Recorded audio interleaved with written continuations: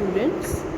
The topic of today's discussion is contract of bailment या निक्षेप अनुबंध. मैं डॉक्टर अर्चना Tiwari, assistant professor business administration, SPC government college Ajmer.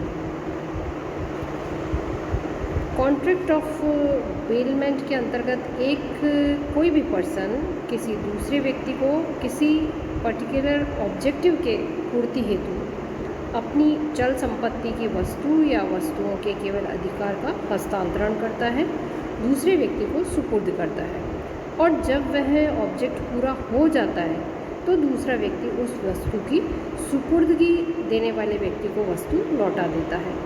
यानी कि एक व्यक्ति दूसरे व्यक्ति को वस्तु का कब्जा देता है और उद्देश्य के पूरा हो जाने पर दूसरा व्यक्ति पहले व्यक्ति को वस्तु लौटा देता है, और इसे ही हम जनरल लैंग्वेज में निक्षेप का अनुबंध या बेलमेंट कॉन्ट्रैक्ट कहते हैं. जो व्यक्ति सुपुर्दगी देने वाला होता है उसे बेलर कहते हैं, निक्षेपी कहते हैं, और जो सुपुर्दगी प्राप्त करने वाला होता है उसे हम निक्षेप ग्रहीता या बेली कहते हैं.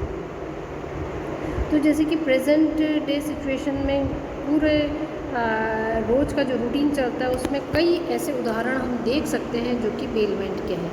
जैसे फॉर एग्ज़ाम्पल धुलाई के लिए कपड़े देना, स्टैंड पर साइकिल या स्कूटर रखना, कार रखना, या कोई भी कॉन्फ्रेंस करने के लिए टेंट हाउस से सामान मंगवाना, फर्नीचर किराए पर लेना, सुनार से गहने मंगवाना, या किसी भी काम के लिए टाइपराइटर घर पे लेके आना किराए पर, या जो लाइब्रेरी है वहाँ से पुस्तकें लेना, अगर ट्रैवलिंग कर रहे हैं तो टैक्सी किराए पर लेना. तो ये सब ऐसे उदाहरण हैं जो कि निक्षेप के अनुबंध से संबंधित है. यानी कि इन सभी स्थितियों में एक व्यक्ति की संपत्ति किसी विशेष कार्य या उद्देश्य के लिए अन्य व्यक्ति के पास अधिकार में रहती है, और इन दोनों के ही संबंध को हम निक्षेप का संबंध कहते हैं. तो इसका मीनिंग हम देखते हैं कि जो इंग्लिश लैंग्वेज है उसमें बेलमेंट की उत्पत्ति का आधार फ्रेंच भाषा का शब्द बेलर, और जिसका कि मीनिंग होता है सुपुर्द करना या टू डिलीवर.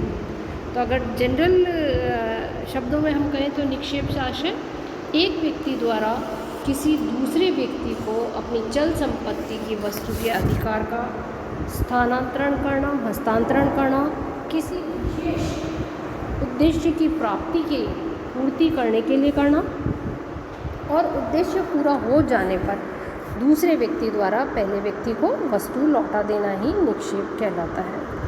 डेफिनेशंस की अगर हम बात करें तो इंडियन कॉन्ट्रैक्ट एक्ट की धारा 148 के अनुसार जब एक व्यक्ति किसी दूसरे व्यक्ति को किसी विशिष्ट उद्देश्य से इस अनुबंध पर माल या वस्तु को सुपुर्द करता है कि उद्देश्य के पूरा हो जाने पर माल की सुपुर्दगी देने वाले व्यक्ति को वापस लौटा दिया जाएगा या उसके आदेशानुसार उसकी व्यवस्था कर दी जाएगी, तो माल की ऐसी सुपुर्दगी को हम निक्षेप कहते हैं. और इस प्रकार माल की सुपुर्दगी देने वाले व्यक्ति को निक्षेपी या बेलर, और जिस व्यक्ति को माल सुपुर्द किया जाता है उसे निक्षेप ग्रहीता कहते हैं.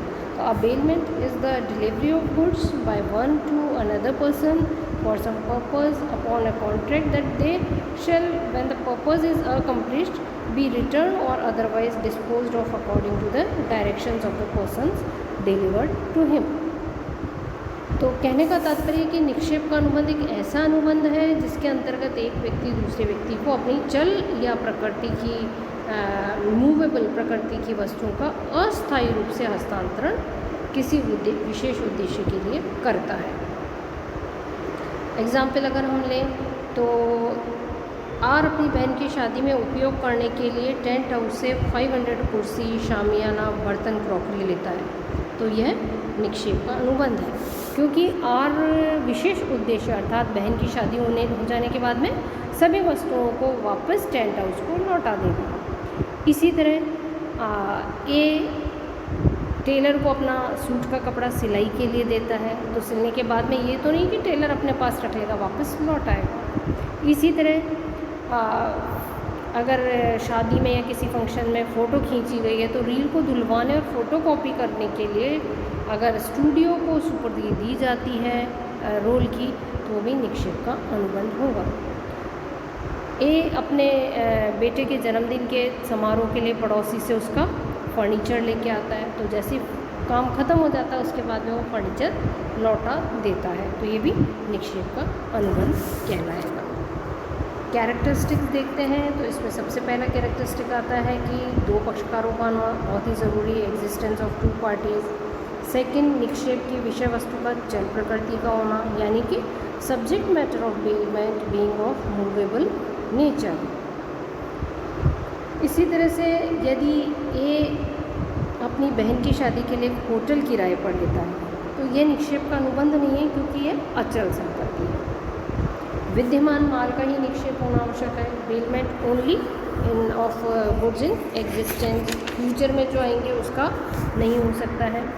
जैसे फॉर एग्जांपल आर फिल्म्स ने एक फिल्म जो अभी निर्माण के अधीन थी उसको निक्षेप अनुबंध के अंतर्गत दूसरे फिल्म्स के पास निक्षेप में रखने का अनुबंध किया, तो न्यायालय के द्वारा इसे निक्षेप नहीं माना गया।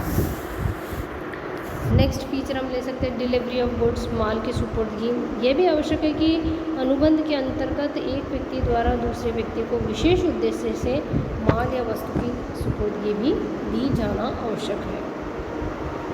साथ ही साथ तीन तरह की सुपुर्दगी हो सकती है। एक्चुअल डिलीवरी यानी कि वास्तविक सुपुर्दगी, जिसमें कि हस्तांतरण भौतिक रूप से किया जाता है, जैसे कि टीवी सेट को मैकेनिक को देना।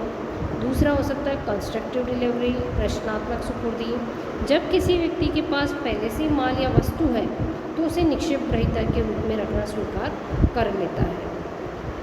थर्ड आता है सिंबॉलिक डिलीवरी, जब यानी कि सांकेतिक, जब निक्षेप के अंतर्गत वस्तु की भौतिक सुपुर्दगी देना संभव नहीं हो तो ऐसी दशा में वस्तु के अधिकार पत्र या गोदाम की चाबी आदि सुपुर्द करके सुपुर्दगी दी जा सकती है, और इसे ही हम सिंबॉलिक डिलीवरी कहते हैं। नेक्स्ट फीचर आता है विशेष उद्देश्य यानी कि स्पेसिफिक पर्पस। तो निक्षेप अनुबंध का ये एक आधारभूत लक्षण है कि निक्षेप किसी विशेष उद्देश्य के लिए ही किया जाएगा। यह निक्षेप ग्रहीता का हो सकता है, साथ ही साथ निक्षेपी का भी हो सकता है। मरम्मत करना या ठीक करना, देखभाल करना, स्वरूप में परिवर्तन करना, परिवहन, सुरक्षा, वस्तु का उपयोग करना आदि के लिए वस्तु का हस्तांतरण किया जाता है। बाकी की कैरेक्टरिस्टिक्स हम नेक्स्ट लेक्चर में कंटिन्यू करेंगे।